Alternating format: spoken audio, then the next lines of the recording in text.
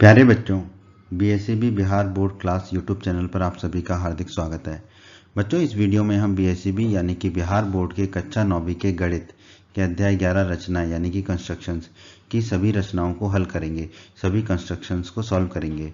Video को पूरे and तक देखिएगा, जिससे आपको अध्याय 11 रचनाएं की सभी रचनाएं, सभी कंस्ट्रक्शंस अच्छे से समझ में आ जाएंगे। रचना 11.1 रचना 11.1 में हमें दिया गया है एक दिए हुए कोण के समद्विभाजक की रचना करना। ठीक है, तो हम सीखते हैं कि अगर हमें एक कोण दिया है तो उस कोण के समद्विभाजक की रचना कैसे करेंगे। समद्विभाजक की रचना मतलब कि उस कोण से एक रेखा या किरण खींचेंगे जिससे वो कोण दो बराबर भागों में विभाजित हो जाए। ठीक है, तो हमें एक कोण दिया गया है एबीसी, ये एबीसी हमें कोण दिया गया है। ठीक है, और इस कोण का हमें समद्विभाजक की रचना करनी है। तो हमें इस कोण एबीसी के समद्विभाजक की रचना करनी है। ठीक है, तो मान लेंगे कि BF जो है वो समद्विभाजक होगा कोण एबीसी का, जो कोण एबीसी को दो बराबर भागों में बांटेगा। कोण CBF, ये लाल वाला कोण, और कोण ABF, ठीक है, ये हरा वाला कोण, ये दोनों कोण आपस में बराबर होंगे। तो हमें रचना करनी है BF की, जहां पे हमें ABC कोण तो दिया हुआ है और हमें BF की रचना करनी है कि BF जो है कोण ABC को दो बराबर भागों में बांटेगा। आइए अब हम रचना शुरू करते हैं। तो सबसे पहले हम लिख लेंगे रचना के चरण। ठीक है, अब जो है रचना का जो पहला चरण है वो क्या है, केंद्र B को केंद्र मानकर तथा कोई त्रिज्या लेकर एक चाप लगाइए। ठीक है, तो B को हम केंद्र मानेंगे, बिंदु B को। ठीक है, और एक त्रिज्या लेकर एक चाप खींचेंगे। ठीक है, तो ये हमने लाल रंग का चाप खींच दिया B को केंद्र मानकर। ठीक है, जो कि किरण BA को जो है, किरण BA जो है उसको बिंदु E पर प्रतिच्छेद करती है। ठीक है, और किरण BC को बिंदु D पर प्रतिच्छेद करती है। तो हमने लिख लिया। तो ये हो गया हमारा रचना का पहला चरण। अब रचना के दूसरे चरण में देखते हैं, पुनः D और E को केंद्र मानकर। तो पहले हम D को केंद्र मानेंगे और फिर E को केंद्र मानेंगे मानकर, तथा 1/2 DE की जितनी लंबाई है, ठीक है, D और E को नाप लेंगे, उससे आधे से ज्यादा। ठीक है, 1/2 DE से बड़ी त्रिज्या लेकर चाप लगाएंगे। तो पहले D से चाप लगा लेते हैं। ठीक है, बिंदु D से एक चाप लगा लेते हैं। ठीक है, त्रिज्या कितनी लेंगे प्रकार में, 1/2 DE से ज्यादा। ठीक है, 1/2 DE से ज्यादा ले लेंगे। उसी प्रकार अब बिंदु E से E पर नुकीला सिरा रखेंगे प्रकार का, और उतनी ही त्रिज्या लेकर चाप लगा देंगे। ठीक है, और 1/2 DE से ज्यादा त्रिज्या क्यों लेते हैं, ताकि ये दोनों चाप एक दूसरे को प्रतिच्छेद करें। और मान लेते हैं कि ये दोनों चाप एक दूसरे को कहाँ प्रतिच्छेद कर रहे हैं, बिंदु F पर प्रतिच्छेद कर रहे हैं। ठीक है, तो ये हो गया हमारा रचना का दूसरा चरण। अब रचना के तीसरे चरण में कह रहा है कि बिंदु B और बिंदु F को मिलाइए, BF खींचे। तो B को और F को हम मिला देंगे। तो हमने B और F को मिला दिया, BF हमने खींच दिया। ठीक है, यही किरण BF कोण ABC का अभिष्ट समद्विभाजक है, जो हमें खींचना था। ठीक है, ठीक है, तो कोण ABC दो बराबर भागों में बंट जाएगा। ठीक है, तो ये दोनों बराबर भाग हमने दर्शा दिए। ठीक है, तो ये हो गई रचना हमारी, रचना 11.1 में जो हमें करनी थी। दोस्तों, जो भी हम रचना करेंगे, रचना करने के बाद हमें उस रचना की प्रामाणिकता भी बतानी पड़ेगी। ठीक है, तो अब हम रचना की प्रामाणिकता बताते हैं कि जो हमने रचना की वो वाकई में सही है या नहीं, और सही है तो क्यों सही है। ठीक है, तो रचना को प्रामाणिकता करने के लिए हम DF और EF को मिलाइए। तो पहले तो D और F को मिला दिया हमने, फिर E और F को हमने मिला दिया। ठीक है, अब त्रिभुज DBF, ये नीला वाला त्रिभुज DBF, और त्रिभुज EBF, ये पीला वाला त्रिभुज, त्रिभुज EBF। इन दोनों त्रिभुजों में देखिए DB बराबर EB, ये दोनों आपस में बराबर होंगे। क्यों, क्योंकि ये एक ही चाप की त्रिज्याएं हैं। हमने बिंदु B से चाप लगाया था जो E और D पर जाकर मिला था। ठीक है, तो एक ही चाप की त्रिज्याएं बराबर होंगी, तो DB और EB आपस में बराबर हो गए। और ये भुजा है तो हमने लिख दिया S साइड के लिए। फिर देखिए BF बराबर BF, ये तो उभयनिष्ठ है, तो उभयनिष्ठ तो बराबर ही होते हैं, BF और BF आपस में बराबर होंगे। ठीक है, फिर FD बराबर FE, FD और FE आपस में बराबर होंगे। क्यों, क्योंकि ये समान त्रिज्या वाले चाप हैं। हमने एक ही त्रिज्या ली थी, उससे D से चाप लगाया था और E से भी चाप लगाया था, जो कि F बिंदु पर प्रतिच्छेद कर रहे थे। ठीक है, तो ये भी बराबर होंगे। तो ये सभी क्या हैं, भुजाएं हैं, तो हमने SS लिख दिया इन सब के लिए। अब आप देखिए SSS नियम से, SSS नियम से क्या होगा, ये दोनों त्रिभुज सर्वांग होंगे। अब दोनों त्रिभुज सर्वांग होंगे तो त्रिभुज का क्रम देख लेते हैं। ठीक है, ठीक है। अगर एसएसएस नियम लगता है तो हम क्या करते हैं, तीनों भुजाओं के पहला पहला अक्षर ले लेते हैं। तीनों भुजाओं का पहला पहला अक्षर ले लेंगे तो क्या मिल जाएगा हमें, डीबीएफ। तो हम कह देंगे कि त्रिभुज डीबीएफ सर्वांग सम होगा। दूसरे त्रिभुज का भी पहला पहला अक्षर ले लेंगे, किसके, क्या मिलेगा हमें, ईबीएफ। तो त्रिभुज डीबीएफ और त्रिभुज ईबीएफ आपस में क्या होंगे, सर्वांग सम होंगे। किस नियम से, एसएसएस के नियम से। ठीक है, दोनों त्रिभुज आपस में सर्वांग सम हो गए। तो हम जानते हैं यदि दो त्रिभुज आपस में सर्वांग सम हो तो उनके संगत भाग भी बराबर होते हैं।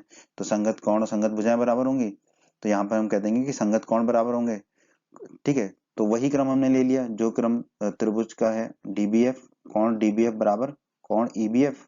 ठीक है, उसी क्रम में ले लिया है। कोण डीबीएफ और कोण ईबीएफ आपस में बराबर होंगे। ठीक है, कोण डीबीएफ को हम क्या लिख सकते हैं, कोण सीबीएफ, एक ही बात है क्योंकि डी और सी एक ही किरण पर है।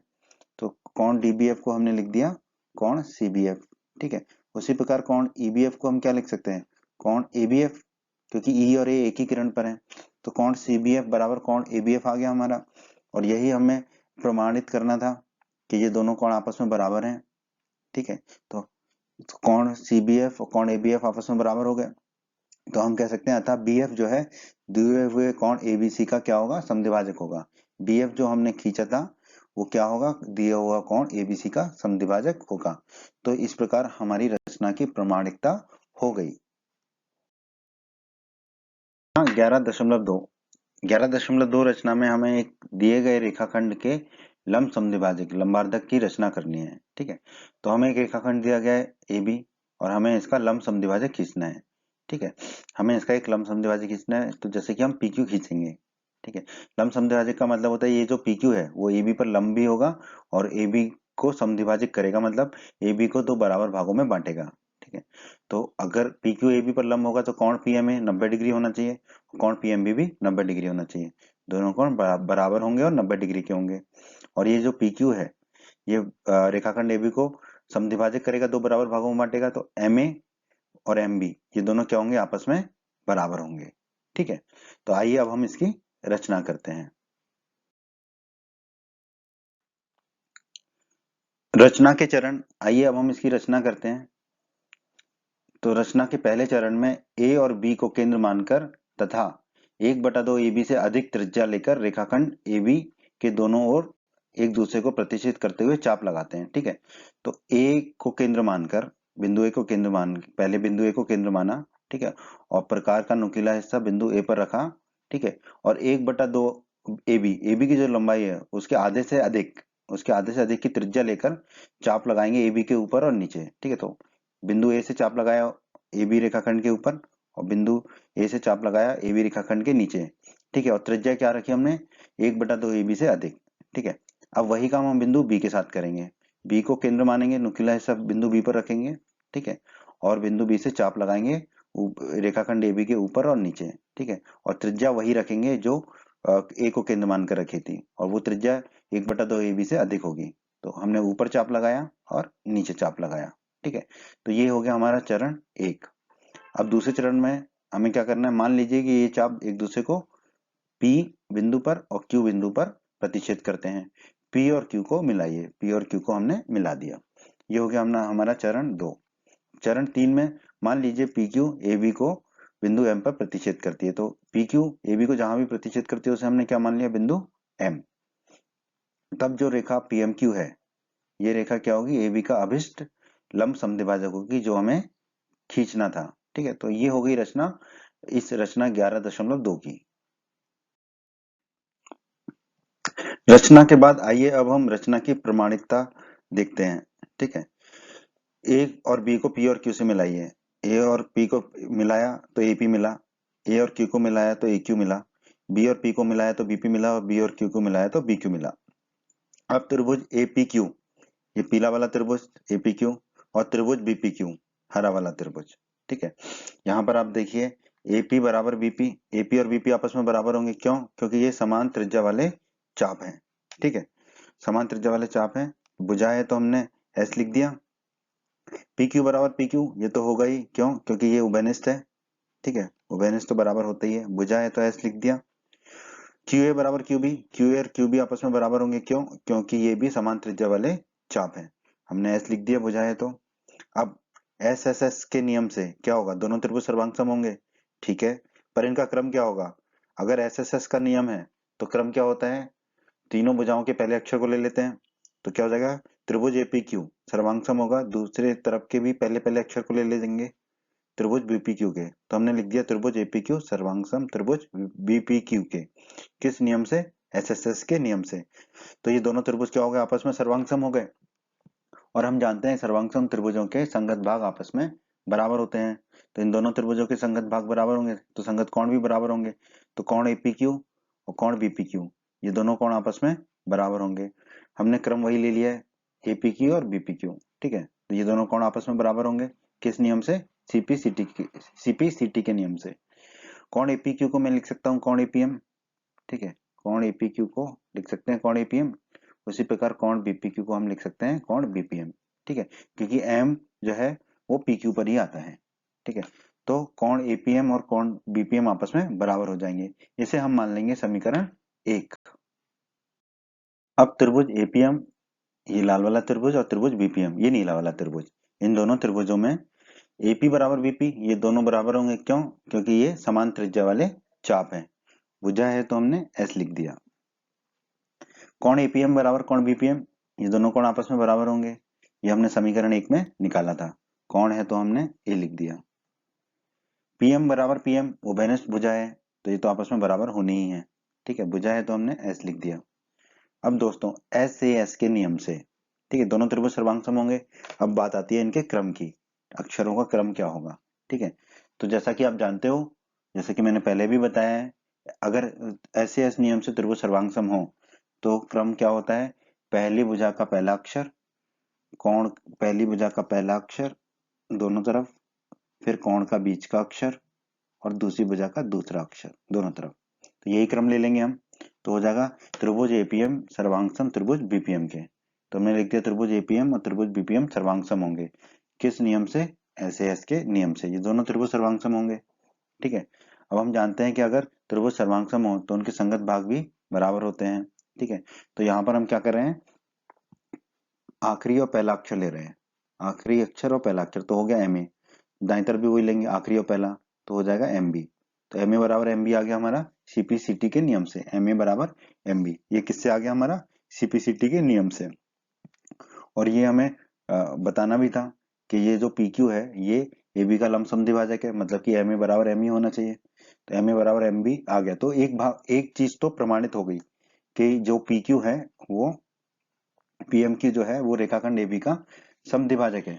अब लंब भी है, ये बाकी रह गया है प्रमाणित करना, तो पीएम क्यू रेखाखंड एबी का समद्विभाजक है, ये हमने यहाँ पर प्रमाणित कर दिया, ठीक है, एबी का समद्विभाजक है पीएम क्यू, ठीक है। अब सीपीसीटी के नियम से फिर से क्रम देखिए आप, दूसरा तीसरा और फिर पहला, तो कोण पीएमए, ठीक है, कोण पीएमए बराबर दाईं तरफ भी वही होगा, दूसरा तीसरा और फिर पहला, कोण पीएमबी, कोण पीएमए बराबर कोण पीएमबी होगा, ये दोनों कोण आपस में बराबर होंगे, इसे हम मान लेते हैं समीकरण 2। और कोण पीएमबी है, ये भी हमने समीकरण 2 में निकाला है। कोण पीएमए धन कोण पीएमबी बराबर 180 डिग्री, क्यों, क्योंकि ये क्या बना रहे हैं, हमारा रैखिक युग्म बना रहे हैं, एक ही रेखा पर स्थित है ये दोनों कोण, ठीक है। अब कोण पीएमबी किसके बराबर है समीकरण 2 में, कोण पीएमए के, तो कोण पीएमबी की जगह हम क्या रख देंगे, कोण पीएमए, तो कोण पीएमबी की जगह हमने रख दिया कोण पीएमए, तो हमें मिला कोण पीएमए धन कोण पीएमए बराबर 180 डिग्री। कोण पीएमए धन कोण पीएमए कितना हो जाएगा, 2 गुणा कोण पीएमए बराबर 180 डिग्री। अब 2 को हम नीचे ले जाएंगे 180 के, तो हमें मिलेगा कोण पीएमए बराबर 180 डिग्री बटा 2, 2 में भाग देंगे 180 का तो हमें मिल जाएगा 90, ठीक है, 2 में भाग देंगे तो हमें मिल जाएगा 90, तो कोण पीएमए हमारा आ जाएगा 90 डिग्री, कोण पीएमए 90 डिग्री आ गया। अब समीकरण 2 में देखिए कोण पीएमबी किसके बराबर है, कोण पीएमए के, और कोण पीएमए कितना है 90 डिग्री, तो कोण पीएमबी भी कितना आ जाएगा हमारा 90 डिग्री, ठीक है। तो ये दोनों कोण 90 डिग्री आ गए, तो हम कह सकते हैं कि जो पीक्यू है वो एबी पर लंब है, पीक्यू एबी पर लंब है, तो हम निष्कर्ष निकाल सकते हैं कि जो पीएमक्यू है रेखाखंड एबी पर लंब है। और अभी अभी हमने सिद्ध किया था, दर्शाया था, प्रमाणित किया था, एम ए बराबर एम बी, एम ए और एम बी आपस में बराबर हैं, तो P Q A B, P M Q A B पर लंब है और पी एम क्यू जो है ए बी का समद्विभाजक भी है, तो दोनों को मिला के हम कह सकते हैं कि जो पी एम क्यू है रेखाखंड रेखाखंड पी एम क्यू जो है वो रेखाखंड AB का क्या है, लंब समद्विभाजक भी है। PMQ रेखाखंड AB का लंब समद्विभाजक होगा, ठीक है, और यही हमें प्रमाणित करना था। 11.3 एक दी हुई किरण के प्रारंभिक बिंदु पर 60 डिग्री के कोण की रचना करना, ठीक है। तो हमें एक प्रारंभिक बिंदु A वाली एक किरण दी गई है AB, जिसका प्रारंभिक बिंदु क्या है A। हमें एक किरण AC की रचना करना चाहते हैं जिससे कि कोण CAB 60 डिग्री हो, ठीक है, कोण CAB 60 डिग्री हो। इसके लिए हमें एक किरण AC की रचना करना है, ठीक है। तो आइए अब हम इसकी रचना करते हैं। आइए अब हम इसकी रचना करते हैं। तो रचना का पहले चरण में A को केंद्र मानकर, बिंदु A को केंद्र मानकर कोई भी त्रिज्या लेकर एक वृत्त का चाप खींचते हैं। A को केंद्र मानेंगे तो प्रकार का नुकीला भाग A पर रखेंगे और कोई भी त्रिज्या लेकर एक चाप खींच देंगे। ये लाल चाप हमने खींच दिया और मान लेते हैं कि वह AB किरण को बिंदु D पर प्रतिच्छेद करती है, ठीक है। AB किरण को जो जहां पर प्रतिच्छेद करती है उस बिंदु को हम मान लेते हैं कि वह बिंदु D है, ठीक है। ये हो गया पहला चरण। दूसरे चरण में D को केंद्र मानकर, अब D को केंद्र मानेंगे तो नुकीला हिस्सा प्रकार का D पर रखेंगे, ठीक है, और उसी त्रिज्या का जो पहले ली गई थी, ठीक है, जो त्रिज्या पहले ली गई थी यानी कि AD के बराबर त्रिज्या लेकर, ठीक है, एक और चाप खींचेंगे, ठीक है, और मान लेते हैं जो चरण एक में चाप खींचा था उस चाप को वो बिंदु E पर प्रतिच्छेद करता है, ठीक है।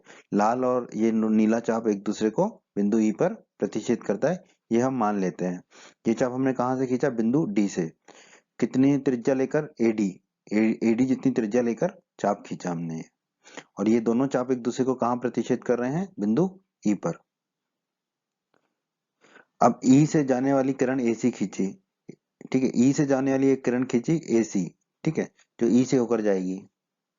तो जो कोण CAB है, ये जो कोण CAB है, ये कितने का कोण होगा, 60 डिग्री का अभिष्ट कोण होगा। तो ये दोस्तों हमने रचना कर दी एक दी हुई किरण के प्रारंभिक बिंदु पर 60 डिग्री के कोण की। अब हम इसकी प्रामाणिकता को देखेंगे। तो अब हम इस रचना की प्रामाणिकता देखते हैं, ठीक है। D और E को मिलाइए, तो हमने D और E को मिला दिया। अब आप देखिए EA, AD और D ये तीनों आपस में बराबर होंगे। क्यों? क्योंकि हमने रचना ही ऐसी की थी, AD के बराबर ही चाप खींचा था हमने, तो AD DE के बराबर होगा और AE भी बराबर होगा। क्यों? क्योंकि ये लाल चाप पर आ रहे हैं, ठीक है। तो ये तीनों जो है आपस में बराबर होंगे। अब ये तीनों भुजाएं आपस में बराबर होंगी तो हम जानते हैं कि अगर किसी त्रिभुज की तीनों भुजाएं बराबर हों तो ऐसा त्रिभुज क्या कहलाता है, समबाहु त्रिभुज होता है। तो त्रिभुज EAD क्या होगा, एक समबाहु त्रिभुज होगा। और हम जानते हैं समबाहु त्रिभुज के प्रत्येक कोण कितने का होता है, 60 डिग्री का होता है। तो कोण EAD भी कितने का होगा, 60 डिग्री का होगा, ठीक है। कोण EAD को हम कोण CAB बोल सकते हैं, तो कोण CAB कितना का हो गया, 60 डिग्री का। तो जो कोण CAB 60 डिग्री का हो गया, यही हमें जांच करनी थी प्रामाणिकता की, कि जो हमने किरण AC खींची है उससे जो कोण बन रहा है कोण CAB वो 60 डिग्री का बन रहा है कि नहीं, हाँ वो कोण 60 डिग्री का बन रहा है। तो हमारी प्रामाणिकता की जांच हो गई। रचना 11.4, ठीक है दोस्तों। अब हमें कुछ त्रिभुजों की रचना करनी है, तो 11.4 में हमें एक त्रिभुज की रचना करनी है। रचना 11.4 क्या कहती है, दिए हुए आधार, एक आधार कोण तथा अन्य दो भुजाओं के योग से त्रिभुज की रचना करना, ठीक है। तो दोस्तों हमें एक त्रिभुज ABC में एक आधार दिया गया BC, ठीक है, एक आधार दिया गया BC, एक आधार का कोण दिया गया है, तो मान लेते हैं वो कोण B है, तो एक कोण B दिया हुआ है हमें, ठीक है। और हमें क्या दिया गया है, अन्य दो भुजाओं का योग, ठीक है। आधार के अलावा अन्य दो भुजाएं कौन सी होंगी, आधार BC है तो अन्य दो भुजाएं होंगी AB और AC, ठीक है। तो AB और AC का योग हमें दिया गया है, ठीक है। तो हमें त्रिभुज ABC की रचना करनी है, त्रिभुज ABC की हमें रचना करनी है, ये हमें इस रचना में करना है। तो आइए दोस्तों अब हम इस रचना के चरण को देखते हैं। पहले चरण में बोला गया है आधार BC खींचिए, तो हमने आधार BC खींच लिया और बिंदु B पर दिए हुए कोण के बराबर कोण XBC बनाइए।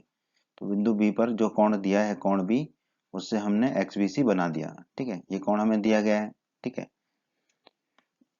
अब किरण BX से AB धन AC के बराबर रेखाखंड BD काटिए। ठीक है। बी एक्स पर एक बिंदु लिया हमने डी, ताकि बी डी जो है, बी डी की ऐसा बिंदु लिया डी कि बी डी की दूरी जो है ए बी धन ए सी के बराबर हो, क्योंकि ए बी धन ए सी हमें दिया गया है, तो ए बी धन ए सी हमें पता है, तो उसके बराबर हम एक बिंदु लेंगे डी, तो बी डी बराबर हो हमारा ए बी धन ए सी। ठीक है। अब चरण 3 में डी सी को मिलाइए, डी और सी को मिला दीजिए, और कोण बी डी सी के बराबर, ये जो हरा कोण है इसके बराबर एक और कोण हम बनाते हैं, कोण डी सी वाई। ठीक है। कोण डी सी, एक और कोण बनाया डी सी को आधार मानकर, डी सी वाई, एक किरण खींची हमने सी से सी वाई। ठीक है। तो हमें कोण कोण मिल गया, कोण डी सी वाई। तो ये दोनों कोण बराबर हैं हरे वाले, कोण बी डी सी और कोण डी सी वाई, ये दोनों कोण बराबर है। ठीक है। अब मान लेते हैं कि सी वाई और बी एक्स ये दोनों किरण एक दूसरे को बिंदु ए पर प्रतिच्छेद करती हैं, तो ये तब एबीसी जो है हमारा अभिष्ट त्रिभुज होगा जो हमें बनाना था। तो ये एबीसी जो है हमारा अभिष्ट त्रिभुज होगा जो हमें बनाना था। तो यहाँ पर हमें 3 चीजें दी गई हैं, आधार दिया गया, आधार बीसी लंबाई, कोण बी दिया गया है। ठीक है। और अन्य दो भुजाओं का योग, आधार के अलावा जो दो भुजाएं ए बी और ए सी उसका योग दिया गया है। ठीक है। उससे हमने त्रिभुज एबीसी की रचना की। अब हम इस रचना की प्रामाणिकता को देखेंगे। रचना की प्रामाणिकता करते हैं अभी हम। त्रिभुज एसीडी में ये जो नीला वाला त्रिभुज एसीडी है, इसमें देखिए कोण बीडीसी और कोण डीसीवाई ये दोनों बराबर कोण है। और दोस्तों अध्याय 7 की प्रमेय 7.3 में हमने पढ़ा था, किसी त्रिभुज के बराबर कोणों की सम्मुख भुजाएं बराबर होती हैं। तो ये त्रिभुज एसीडी में बराबर कोण जो है उनकी सम्मुख भुजाएं बराबर होंगी। तो एसी और एडी ये दोनों आपस में बराबर होंगी, एसी और एडी, क्योंकि ये बराबर कोणों की सम्मुख भुजाएं हैं। ठीक है। अब आप देखिए हमने रचना में माना था बी डी बराबर कितना है, ए बी धन ए डी। ठीक है। ये बी डी बराबर है। ठीक है। और अभी अभी हमारा कितना निकला है, ए डी बराबर कितना निकला है, ए सी। तो ए डी की जगह हम क्या रख देंगे, ए सी। तो बी डी बराबर कितना आ गया हमारा, ए बी धन ए सी, क्योंकि ए डी की जगह रख दिया हमने ए सी। ठीक है। बी डी बराबर आ गया ए बी धन ए सी। ठीक है। और ए बी धन ए सी ही हमें दिया गया था बी डी के बराबर, वही हमारा आ गया बी डी बराबर ए बी धन ए सी। ठीक है। इसका मतलब जो हमने रचना की है वो ठीक है। ठीक है। तो जो हमारी रचना है वो सही है, क्योंकि बी डी बराबर कितना आ गया, ए बी धन ए सी। ठीक है। जो कि हमें दिया गया है, तो हम कह देंगे इति सिद्धम। रचना 11.5। 11.5 रचना में एक त्रिभुज की रचना करना है हमें, जिसका एक आधार दिया है, हमें एक आधार का कोण दिया है, तथा अन्य जो दो भुजाएं हैं उनका अंतर दिया हो। ऐसी स्थिति में हमें त्रिभुज की रचना करनी है। तो हमें एक त्रिभुज एबीसी है जिसका आधार बीसी दिया है। ठीक है। आधार बीसी दिया है हमें, और आधार का कोण दिया, तो आधार का कोण हमने मान लिया कि कोण बी है वो। ठीक, कोण सी भी हो सकता है, हमने मान लिया कोण बी है, आधार का एक कोण दिया है, और दो भुजाओं का अंतर दिया है। अब एक भुजा हमें पहले ही दे रखी है आधार बीसी, तो अन्य दो भुजाएं कौन सी होंगी, ए बी और ए सी होंगी। ठीक है। या ए सी और ए बी एक ही बात है, पर बीसी नहीं होगी, अन्य दो भुजाएं। तो अन्य दो भुजाओं का अंतर दे दिया है, तो अन्य दो भुजाओं का अंतर होगा या तो ए बी माइनस ए सी या ए सी माइनस ए बी। अगर ए बी बड़ा है तो ए बी माइनस ए सी, और ए सी बड़ा है तो ए सी माइनस ए बी। ठीक है। तो हमें अन्य दो भुजाओं का अंतर दे दिया है, वो अंतर जो है ए बी माइनस ए सी हो सकता है या ए सी माइनस ए बी हो सकता है। ठीक है। और हमें एक त्रिभुज की रचना करनी है, तो हमें एक त्रिभुज की रचना करनी है। ठीक है। अब दो स्थितियां पैदा हो रही हैं इस रचना में, कि अगर ए बी ए सी से बड़ा है तो हमें ए बी माइनस ए सी दिया होगा, ए बी ऋण ए सी दिया होगा। और स्थिति दूसरी है कि अगर ए सी बड़ा है तो हमें ए सी ऋण ए बी दिया होगा। ठीक है। तो हमें दोनों स्थितियों के हिसाब से त्रिभुज एबीसी की रचना करनी है।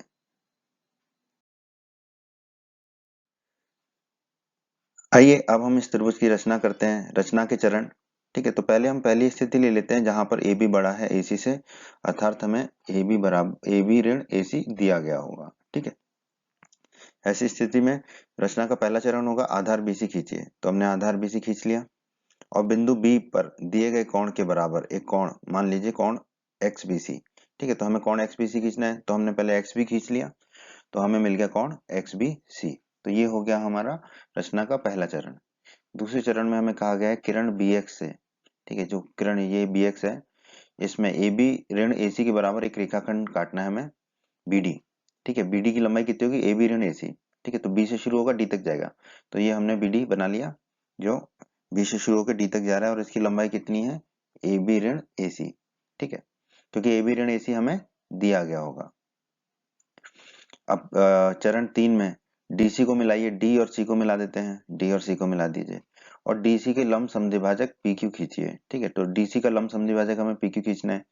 तो लंब समद्विभाजक खींचने के लिए क्या करेंगे, पहले तो हमें एक प्रकार लेंगे।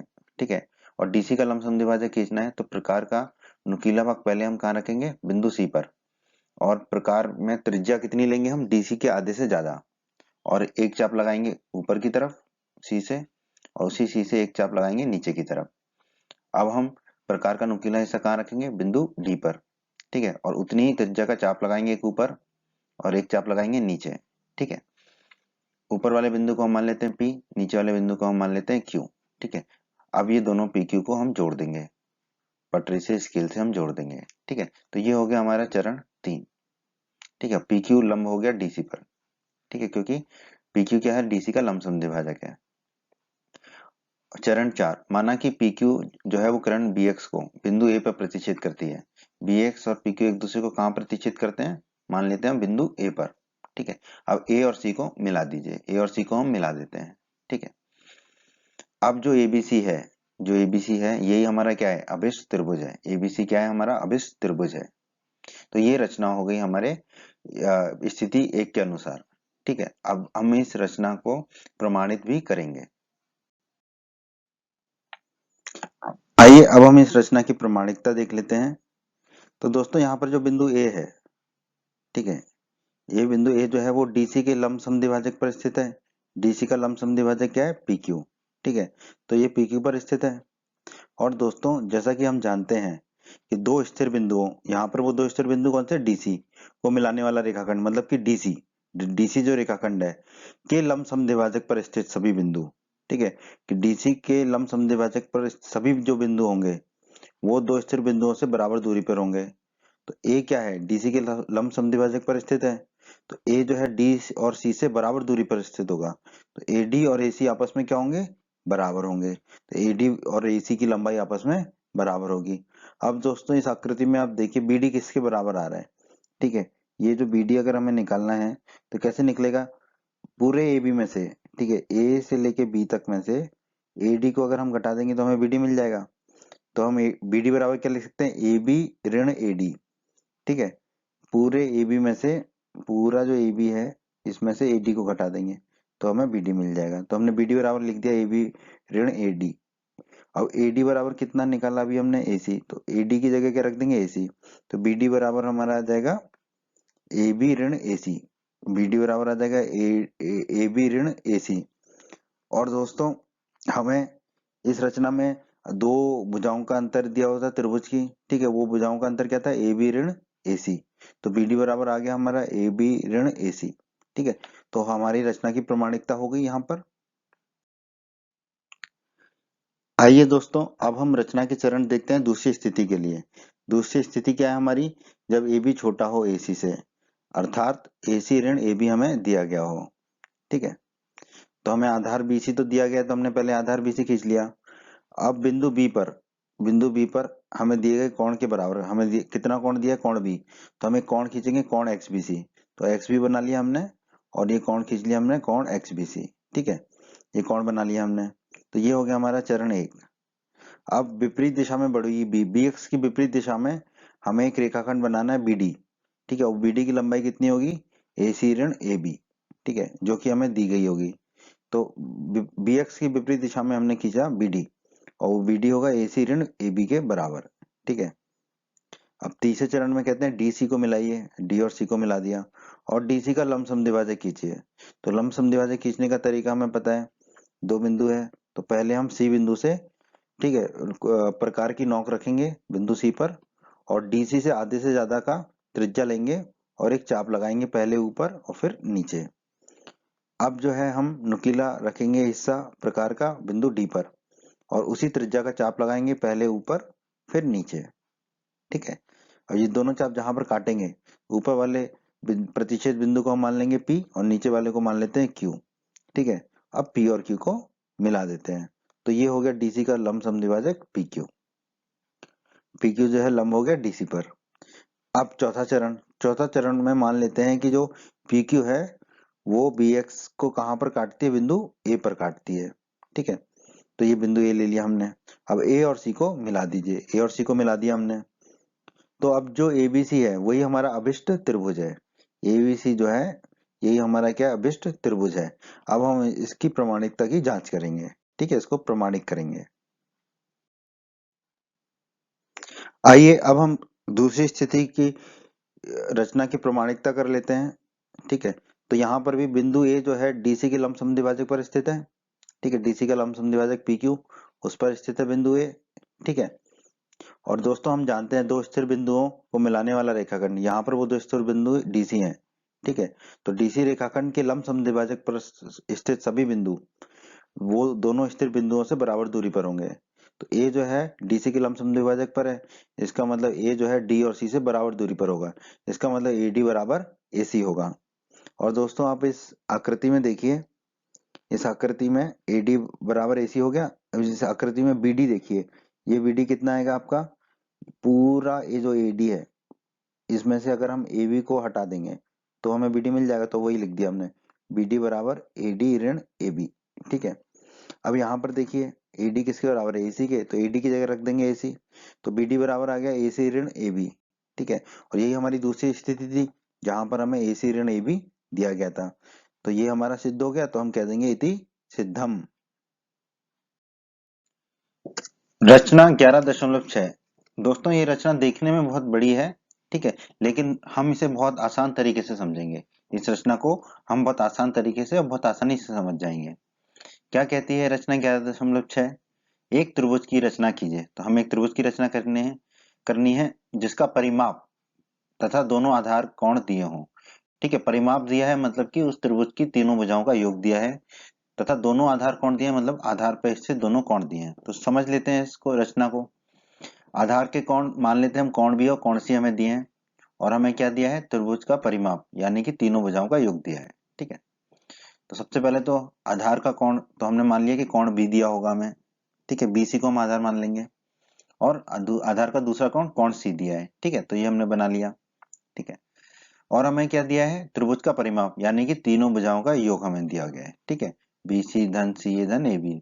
ठीक है, तीनों भुजाएं, त्रिभुज की तीनों भुजाओं का योग दिया है, क्योंकि तीनों भुजाओं के योग को ही हम क्या कहते हैं, परिमाप कहते हैं। ठीक है, ठीक है, तो ये मान लेते हैं हम, ये जो बड़ी भुजा अभी ली है हमने वो हमें दिया हुआ है तीनों भुजाओं का योग। ठीक है, तो हमें क्या करना है, एक त्रिभुज ABC की रचना करनी है।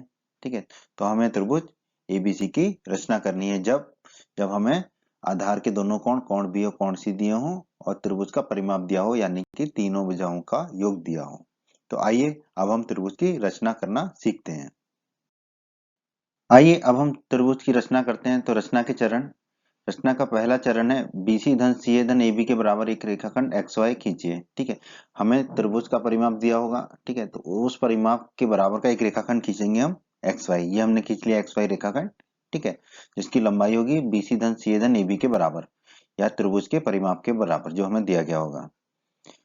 दूसरा चरण में दो चीजें कही गई है। पहली चीज है कोण LXY खींचिए कोण B के बराबर, क्योंकि कोण B भी हमें दिया गया होगा। ठीक है, कोण भी दिया गया होगा, तो हम कोण LXY खींचेंगे। तो पहले तो हमने LX खींच लिया। ठीक है, तो ये LXY कितना होगा, कोण B के बराबर। ऐसा LX हमें खींचना होगा कि कोण LXY जो है कोण B के बराबर हो। और हमें क्या खींचना है, कोण MYX खींचना है जो कि कोण C के बराबर हो।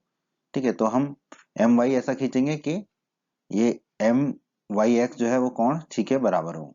ठीक है, अब तीसरे चरण में हमें कहा गया है, दो चीजें कही गई हैं, कोण LXY और कोण MYX के समद्विभाजित खींचिए। ठीक है, तो हम इन दोनों के समद्विभाजित खींच लेते हैं, और मान लेंगे कि ये समद्विभाजित जिस बिंदु पर प्रतिच्छेद करते हैं वो बिंदु क्या है, A। तो पहले तो हम इन दोनों के समद्विभाजित खींचते हैं। तो पहले हम कोण LXY का समद्विभाजित खींचेंगे। ठीक है, तो समद्विभाजित खींचने का तरीका हमें पता है। ठीक है, तो बिंदु X से एक चाप खींचेंगे, तो मान लेते हैं ये जो कोण है वही चाप है। ठीक है, फिर इस चाप का एक बिंदु लेंगे, वहां से एक चाप लगाएंगे, फिर इसी चाप के दूसरे बिंदु से लेंगे और उससे भी एक चाप लगाएंगे। ठीक है, और ये चाप जो है जहां पर प्रतिच्छेद करेंगे दोनों चाप, ठीक है, उस बिंदु से हम बिंदु एक्स को मिला देंगे और एक किरण खींच देंगे। ठीक है, अब यही काम हम दूसरी तरफ करेंगे। ठीक है, तो दूसरी तरफ करेंगे तो y से जो कोण बना हुआ है, कोण एम वाई एक्स, ठीक है, उसके चाप का एक बिंदु लेंगे और एक चाप खींचेंगे। उसी चाप का दूसरा बिंदु लेंगे और दूसरा चाप खींचेंगे। ठीक है, ये दोनों चाप जहां प्रतिच्छेद करेंगे, ठीक है, उसको y से मिला देंगे। ठीक है, एक किरण खींचेंगे, दोनों को y उससे y से मिला देंगे। अब ये दोनों किरण जहां प्रतिच्छेद करेंगी उसे हम क्या मान लेंगे, बिंदु a। तो ये हो गया हमारा चरण 3। अब हम आते हैं चरण 4 में। चरण 4 में हमें कहा गया है ax का लंबसम द्विभाजक कीजिए और ay का भी लंबसम द्विभाजक कीजिए। ax के लंबसम द्विभाजक को pq कहेंगे हम और ay के लंबसम द्विभाजक को rs कहेंगे। पहले तो हम ax का लंबसम द्विभाजक खींच लेते हैं। लंबसम द्विभाजक खींचने का तरीका हमें पता है। ठीक है, दोनों बिंदुओं से हमें चाप खींचने होंगे तो पहले हम x से चाप खींच देते हैं ऊपर, बिंदु x, फिर और बिंदु x से ही नीचे चाप खींच देते हैं। ठीक है, ये दोनों जो चाप खींचे हैं हमने, ये त्रिज्या कितनी लेंगे हम, ax के आधे से ज्यादा। ठीक है, और नुकीला भाग कहाँ रखा होगा, x पर। अब नुकीला भाग प्रकार का कहाँ रख देंगे हम, a पर। ठीक है, और उसी त्रिज्या का चाप लगाएंगे ऊपर और उसी त्रिज्या का चाप लगाएंगे नीचे। ठीक है, ऊपर वाले बिंदु को हम मान लेते हैं p, नीचे वाले बिंदु को हम मान लेते हैं q। p और q को हम मिला देंगे, तो ये जो pq होगा वो ax का क्या होगा, लंबसम द्विभाजक। अब इसी विधि से हम ay का लंबसम द्विभाजक खींचते हैं। ठीक है, तो पहले हम y बिंदु पर प्रकार रखेंगे, प्रकार का नुकीला भाग रखेंगे और ए वाई से आधे से ज्यादा का एक चाप लगाएंगे ऊपर और एक चाप लगाएंगे नीचे। अब हम प्रकार की नोक रख देंगे ए पर और उसी त्रिज्या का एक चाप लगाएंगे ऊपर और एक चाप लगाएंगे नीचे। ठीक है, मान लेते हैं ऊपर वाला बिंदु आर है और नीचे वाला बिंदु एस है। आर और एस को हम मिला देंगे। ठीक है, आर एस ही क्या होगा, हमारा लंब समद्विभाजक होगा ए वाई का। तो ये हो गया हमारा चरण वाई। अब मान लेते हैं पी क्यू और एक्स वाई। पी क्यू और एक्स वाई जो है बिंदु बी पर प्रतिच्छेद करते हैं, तो ये बिंदु बी ले लिया हमने। इसी प्रकार आर एस और एक्स वाई मान लेते हैं कि ये बिंदु सी पर प्रतिच्छेद कर रहा है, तो ये बिंदु सी ले लिया। अब ए और बी को मिलाना है, ए और बी को मिला दिया और ए और सी को मिला दिया। ठीक है, ये हमारी होगी रचना का पांचवा और अंतिम चरण। तब एबीसी क्या होगा, हमारा अभिष्ट त्रिभुज होगा। तो ये जो एबीसी मिलेगा वो क्या होगा, हमारा अभिष्ट त्रिभुज होगा। त्रिभुज की रचना करने के बाद दोस्तों अब हम उस रचना की प्रामाणिकता देखते हैं। तो दोस्तों जैसा कि आप लोग जानते हैं और आपने पिछली रचना में और जो है पिछले अध्यायों में भी पढ़ा है, दो स्थिर बिंदुओं को मिलाने वाला रेखाखंड के लंब समद्विभाजक पर स्थित सभी बिंदु दो स्थिर बिंदुओं से बराबर दूरी पर स्थित होते हैं।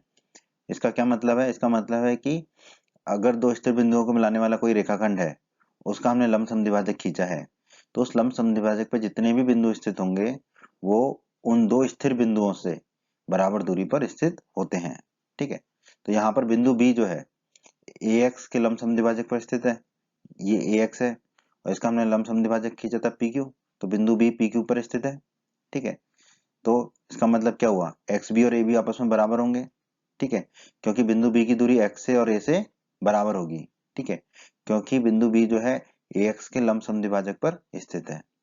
उसी प्रकार दोस्तों बिंदु सी जो है ए वाई के लंब समद्विभाजक पर स्थित है, ये ए वाई है, इसका लंब समद्विभाजक है आर एस और बिंदु सी आर एस पर ही स्थित है। ठीक है, तो इसका मतलब क्या हुआ, सी वाई और सी ए आपस में बराबर होंगे। ठीक है, क्योंकि बिंदु सी ए और वाई से बराबर दूरी पर स्थित होगा। ठीक है दोस्तों, अब यहाँ पर देखिए एक्स वाई किसके बराबर है। ठीक है, ये एक्स वाई जो हमने लिया था ये किसके बराबर है, एक्स बी धन बी सी धन सी वाई। ठीक है, अब आप देखिए एक्स बी अभी हमने कितना निकाला, ए बी के बराबर, तो एक्स बी की जगह क्या रख देंगे, ए बी। बी सी को बी सी लिखेंगे। सी वाई अभी हमने कितना निकाला है, सी ए, तो सी वाई की जगह हम रख देंगे सी ए और हम देखेंगे विज्ञान का चमत्कार। तो एक्स वाई बराबर हमारा कितना आ गया, एक्स बी की जगह रखा हमने ए बी, तो ए बी, बी सी को बी सी रखा और सी वाई की जगह रखा हमने सी ए, सी ए। ठीक है, तो हमारा आ गया एक्स वाई बराबर ए बी धन बी सी धन सी ए। ठीक है, और ए बी धन बी सी धन सी ए क्या है, त्रिभुज का परिमाप है। ठीक है, तो रचना की प्रामाणिकता का पहला भाग हमारा सिद्ध हो गया कि जो हमने एक्स वाई लिया था वो त्रिभुज की तीनों भुजाओं के योग के बराबर या त्रिभुज के परिमाप के बराबर ही है। आइए दोस्तों, अब हम इस रचना के बाकी भागों की प्रामाणिकता देखते हैं। तो दोस्तों कोण ए एक्स बी जो है 1/2 होगा, आधा होगा कोण एल एक्स वाई का। क्यों? क्योंकि ये जो ए वाई किरण है, ठीक है, ये कोण एल एक्स वाई को समद्विभाजित करती है। तो कोण ए एक्स बी, ये वाला कोण आधा होगा कोण एल एक्स वाई के। ठीक है, ये हमने रचना में किया था। और दोस्तों अध्याय 7 की प्रमेय 7.2 के वीडियो में हमने सिद्ध किया था कि एक समद्विबाहु त्रिभुज की बराबर भुजाओं के समूह कोण बराबर होते हैं। अब हम इस प्रमेय को प्रयोग करने वाले हैं, उसका उपयोग करने वाले हैं। ठीक है, तो पहले तो त्रिभुज ए बी एक्स में, ठीक है, ये वाला त्रिभुज त्रिभुज ए बी एक्स, ये त्रिभुज में आप देखिए एक्स बी और ए बी बराबर है। ठीक है, एक्स बी और ए बी बराबर होंगे। क्यों? क्योंकि बिंदु बी क्या है, ए एक्स के लंब समद्विभाजक पर स्थित है। अगर लंब समद्विभाजक पर स्थित है तो एक्स बी और ए बी आपस में बराबर होंगे। ये अभी हमने अभी अभी देखा था। ठीक है, तो एक्स बी और ए बी आपस में बराबर होंगे। ठीक है, अगर एक्स बी और ए बी आपस में बराबर होंगे तो प्रमेय 7.2 के अनुसार इन दोनों भुजाओं के समूह कोण आपस में बराबर होंगे। और इन दोनों भुजाओं के समूह कोण कौन कौन से हैं? कोण ए एक्स बी और कोण एक्स ए बी, ये दोनों कोण आपस में बराबर होंगे। ठीक है, अब अब आप देखिए कोण ए एक्स बी कितना था, निकाला था हमने अभी 1/2 गुणा कोण एल एक्स वाई। तो कोण A X B 1/2 L X Y के बराबर होगा, और ए एक्स बी बराबर है एक्स ए बी की, तो एक्स ए बी भी 1/2 एल एक्स वाई के बराबर होगा। ठीक है, अब आप देखिए बहिष्कोण से त्रिभुज ए बी एक्स में ही, ठीक है, इसी त्रिभुज में देखिए, ठीक है, ये जो त्रिभुज है इसमें इसका बहिष्कोण कौन सा है, इस त्रिभुज का कोण ए बी सी, ये वाला कोण। और हम जानते हैं कि बहिष्कोण किसके बराबर होता है, बाकी दोनों कोणों के योग के बराबर। तो ये वाला कोण किसके बराबर होगा, कोण ए एक्स बी धन कोण एक्स ए बी, इन दोनों के कोण के योग के बराबर होगा। ठीक है, अब आप देखिए ए एक्स बी की जगह हम क्या रख देंगे, कोण 1/2 कोण एल एक्स वाई, और एक्स ए बी की जगह भी हम क्या रख देंगे, 1/2 कोण एल एक्स वाई। ठीक है, तो दोनों की जगह हमने रख दिया, दोनों बराबर है। तो कोण एबीसी बराबर आ जाएगा हमारा 1/2 कोण एल एक्स वाई धन 1/2 कोण एल एक्स वाई। 1/2 धन 1/2 कितना होगा पूरा, तो कोण एबीसी बराबर आ गया हमारा कोण एल एक्स वाई। ठीक है, और रचना में जो हमें दिया गया था, हमने कोण एल एक्स वाई किसके बराबर माना था, कोण बी के बराबर। तो कोण एबीसी हमारा किसके बराबर आ जाएगा, कोण बी के बराबर। ठीक है, तो कोण एबीसी हमारा आ गया कोण बी के बराबर। यही हमें सिद्ध करना था, यही हमें प्रमाणित करना था। ठीक है, तो हमने इस रचना के दूसरे भाग को भी प्रमाणित कर लिया। दोस्तों रचना की प्रामाणिकता का तीसरा भाग तो बिल्कुल ही दूसरे भाग के जैसा ही है, तो एकदम आसानी से आपको समझ में आएगा। ठीक है, कोण ए वाई सी जो है आधा होगा कोण एम वाई एक्स के। क्यों? क्योंकि ये जो ए वाई किरण है, ये कोण एम वाई एक्स को समद्विभाजित करती है। तो कोण ए वाई सी, ये वाला कोण आधा होगा कोण एम वाई एक्स के, इस कोण के। ठीक है, और दोस्तों अध्याय 7 की प्रमेय 7.2 के वीडियो में हमने सिद्ध किया था कि एक समद्विबाहु त्रिभुज की बराबर भुजाओं के समूह कोण बराबर होते हैं। इस प्रमेय को भी अभी हम इस्तेमाल करेंगे। अब त्रिभुज ए वाई सी में, ठीक है, ये नीला वाले त्रिभुज में हम देखेंगे। ठीक है, सी वाई और सी ए बराबर है, ये अभी अभी हमने देखा था, सी ए और सी वाई आपस में बराबर है। ठीक है, अगर ये दोनों बराबर हैं तो त्रिभुज ए वाई सी में क्या होगा, इनके समूह कोण भी बराबर होंगे। तो कोण ए वाई सी और कोण वाई ए सी, ये दोनों कोण कोण ए वाई सी और कोण वाई ए सी आपस में बराबर होंगे। ठीक है, कोण ए वाई सी किसके बराबर निकाला था अभी हमने, 1/2 एम वाई एक्स के। तो ये दोनों ही किसके बराबर हो जाएंगे, 1/2 कोण एम वाई एक्स के। ठीक है, तो ये लिख दिया हमने। ठीक है दोस्तों, अब आप देखिए इसी त्रिभुज में, नीले वाले त्रिभुज में, त्रिभुज ए वाई सी में इसका बहिष्कोण कौन सा है, कोण ए सी बी। ठीक है, और हम जानते हैं कि बहिष्कोण क्या होता है, बाकी दोनों कोणों के योग के बराबर होता है। तो बाकी दोनों कोण कौन कौन से हैं इस त्रिभुज में, कोण ए वाई सी और दूसरा कोण होगा धन कोण वाई ए सी, इन दोनों के कोण के योग के बराबर होगा। और हम जानते हैं यहाँ पर कोण ए वाई सी और कोण वाई ए सी किसके बराबर है, 1/2 कोण एम वाई एक्स के। तो दोनों की जगह हम क्या रख देंगे, 1/2 कोण एम वाई एक्स। 1/2 कोण एम वाई एक्स जोड़ेंगे तो क्या हो जाएगा, एम वाई एक्स कोण एम, तो कोण एसी भी हमारा आ जाएगा कोण एम वाई एक्स के। ठीक है, और दोस्तों रचना में हमने क्या माना था, कोण एम वाई एक्स कितना लिया था हमने, कोण सी के बराबर। तो अब कोण एसी भी किसके बराबर हो जाएगा, कोण सी के बराबर। ठीक है, और यही हमें सिद्ध करना था कि जो कोण एसी भी है वो किसके बराबर होना चाहिए, कोण सी के बराबर। तो इस तरह हमने रचना की प्रामाणिकता कर ली। ठीक है, हमारी रचना की प्रामाणिकता पूरी हुई। उम्मीद करते हैं बच्चों आपको हमारा ये वीडियो पसंद आया होगा। बच्चों, अगर आप बिहार बोर्ड क्लास चैनल पर नए हैं और आपने अभी तक हमारे चैनल को सब्सक्राइब नहीं किया है तो सब्सक्राइब बटन को दबाकर जल्दी से चैनल को सब्सक्राइब कर लीजिए और बेल आइकन को भी दबा दीजिए। इससे आपको क्या फ़ायदा होगा, जब भी हमारे चैनल पर कोई भी नया वीडियो आएगा तो उसका नोटिफिकेशन सबसे पहले आपको मिलेगा। और जब भी आप यूट्यूब पर वीडियोज़ को सर्च करेंगे तो हमारे चैनल के वीडियोज़ आपको ऊपर नज़र आने लगेंगे। आप हमारे वीडियोस को अपने साथी छात्रों के साथ, दोस्तों के साथ व्हाट्सएप और फेसबुक पर अवश्य शेयर कीजिए, जिससे आपके दोस्तों को भी लाभ हो सके। आपको वीडियो पसंद आया है तो वीडियो को लाइक अवश्य करें और इस अध्याय के अन्य सभी वीडियोस को देखने के लिए आई बटन पर क्लिक करें। आई बटन पर क्लिक करने से आपको इस अध्याय के सभी वीडियोस के लिंक प्राप्त हो जाएंगे। धन्यवाद बच्चों।